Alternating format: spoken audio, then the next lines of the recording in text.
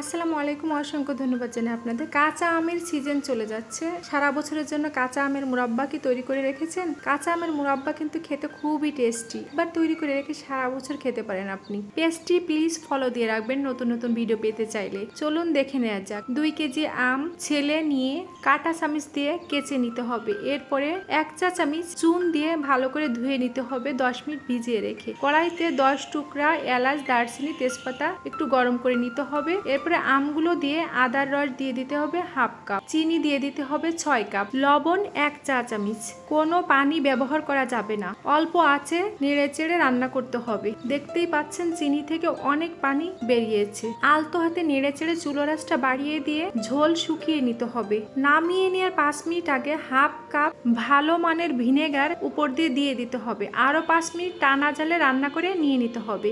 ভালো থাকবেন, সুস্থ থাকবেন। দেখা হবে নতুন কোনো ভিডিওতে। আজকের মতো বিদায় নিচ্ছি। আল্লাহ হাফেজ।